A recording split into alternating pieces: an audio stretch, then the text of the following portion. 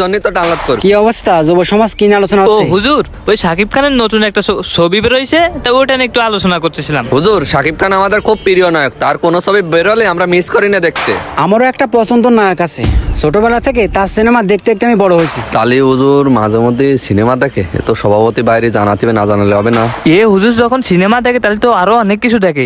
সভাপতি কইতে এর পিছনে নামাজ পড়া যাবে না? হুজুর তাহলে থাকেন আপনি, আমাদের কাজ আছে, আমরা যাচ্ছি।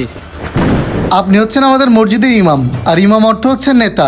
আপনি মুসল্লিদের নেতা হয়ে, সমাজের একজন শিক্ষক হয়ে আপনি কিভাবে সিনেমা হল, সিনেমা এইসব নিয়ে কথা বলেন? তাহলে আপনি যদি এটা করেন তাহলে আমরা কি করবো? আমাদের এই পোলাপানগুলো কি করবে বলেন? যে ইমাম সিনেমা দেখে, যে ইমাম সিনেমার নায়ক পছন্দ, সেই ইমামের পিছনে আমরা কিভাবে নামাজ পড়বো? এই ইমামরে এখনই বের করেন। আরে কি বলতেছো তুমি এইগুলো? ইমাম সাহেব, আপনি তো মারাত্মক বেহা নির্লজ্জ দেখতেছি। এরকম একটা কথা বলার পর আপনি কিভাবে আসতেছেন? আপনার মুখে হাসি আসতেছে কিভাবে? সভাপতি সাহেব, আমি প্রতিনিয়ত সিনেমা দেখে দেখে বড় হয়েছি, আর আমি বলছিলাম যে একটা